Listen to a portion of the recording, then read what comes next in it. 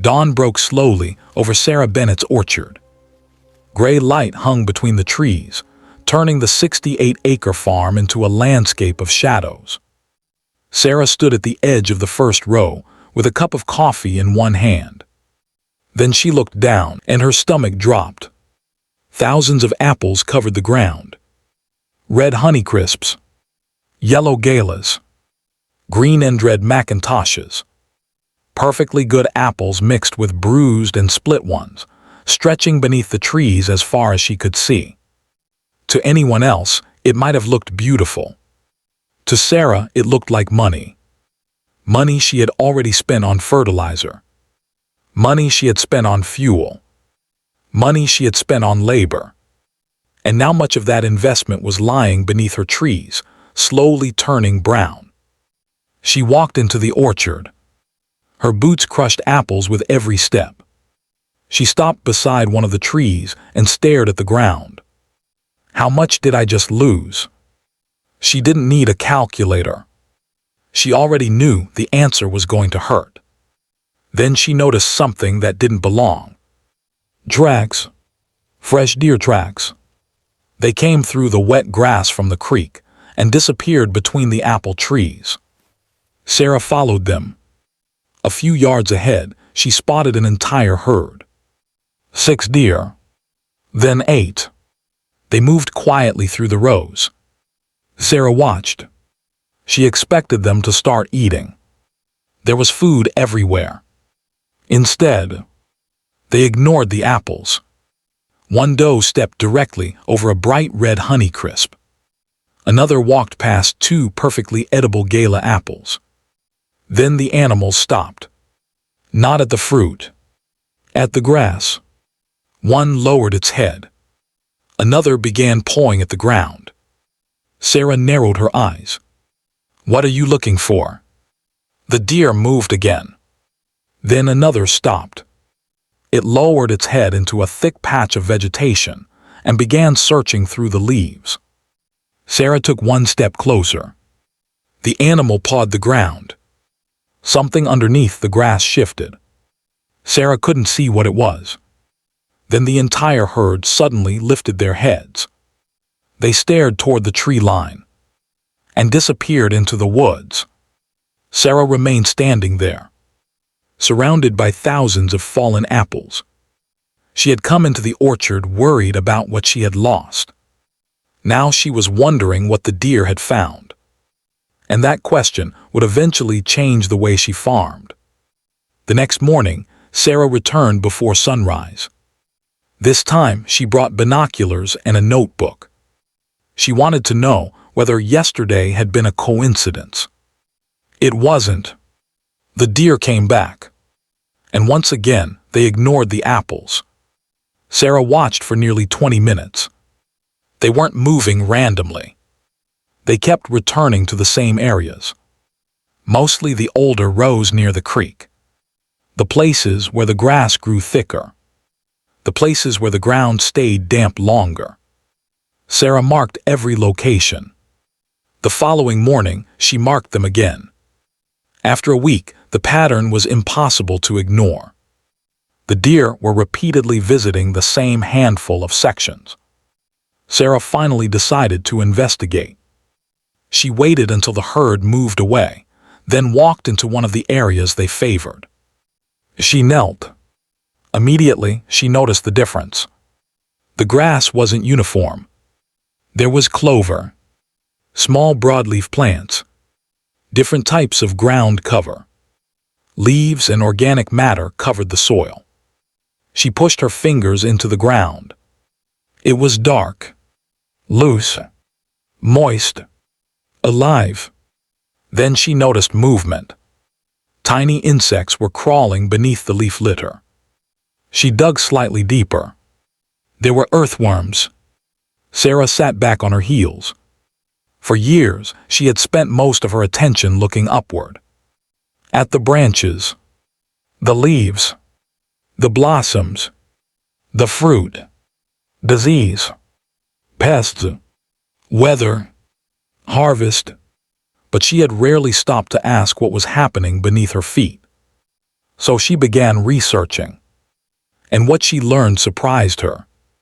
An orchard floor wasn't empty space. It was part of the farm's production system. Ground cover could help protect soil from erosion. Organic matter could improve soil structure. Diverse vegetation could support insects and other organisms. And a healthier soil environment could influence how an orchard handled moisture and nutrient cycling. Suddenly, the areas the deer preferred didn't seem so random. But Sarah discovered something else. Something much less exciting. And much more important. She couldn't simply leave thousands of fallen apples lying beneath the trees.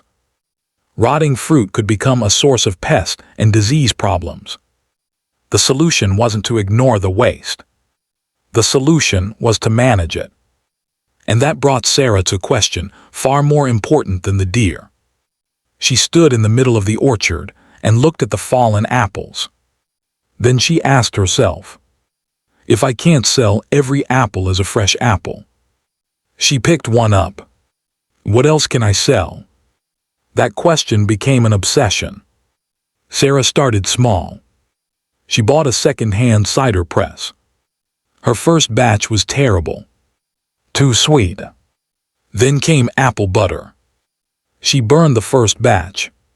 The second was too thin. The third tasted better. Then she experimented with dehydrated apples. One batch came out almost impossible to chew. Another was surprisingly good. The farm wasn't making money from the experiments yet. It was actually costing her money. There were nights when Sarah sat at the kitchen table, surrounded by receipts, and wondered whether she was making a terrible mistake. Her father had taught her never to abandon an orchard because of one bad season. But this wasn't just one bad season. Farming costs were rising. Fresh market standards were getting stricter. And perfectly edible apples were being rejected because they were too small, too ugly, or slightly blemished. Sarah finally realized something. The apple didn't have to look perfect to have value. It simply needed a different market. So she tried again. This time the cider was different. Better. She adjusted the blend. Improved the pressing process. Then came apple butter. Then vinegar. Then dried apple rings. She started selling small quantities at a local farmer's market. The first weekend, she sold only a few bottles. The second weekend, more. Then a local cafe placed an order. A small restaurant wanted her cider.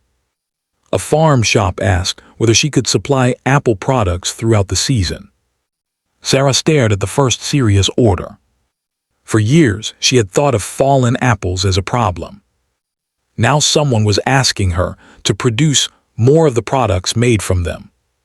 She converted part of an old equipment shed into a small processing space. It wasn't glamorous. There were no giant stainless steel machines. No massive factory. Just practical equipment, clean work surfaces, storage, and a farmer willing to learn. She developed a system. Fresh market apples went one direction. Usable, imperfect apples went into processing. Fruit that wasn't suitable for either was managed appropriately through composting or other farm uses. And orchard floor management became part of the overall system, rather than something she ignored. Sarah wasn't trying to save every apple. She was learning to stop wasting the ones that still had value.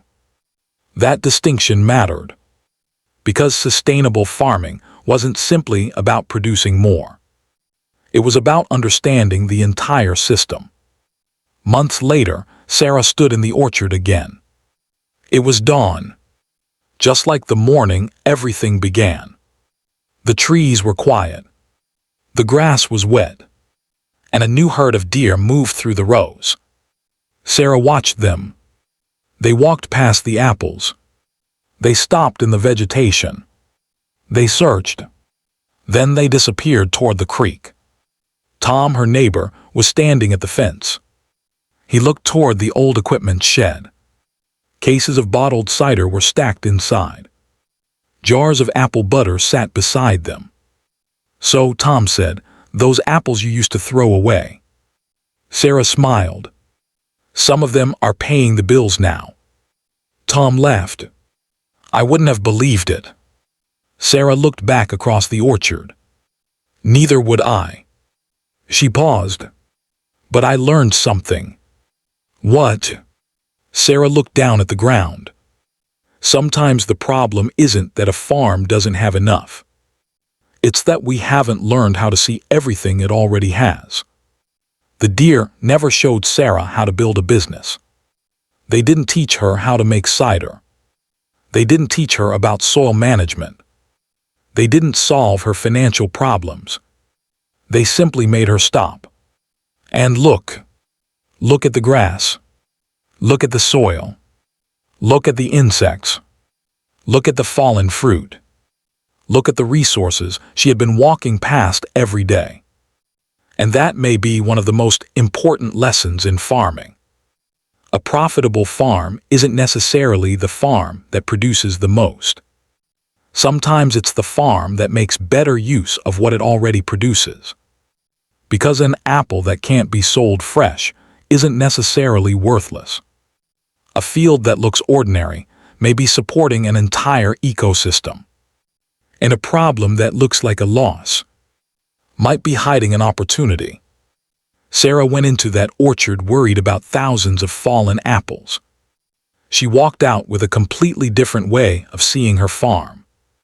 And sometimes, that's where the biggest opportunities begin. Not with something new, but with finally noticing what was already there.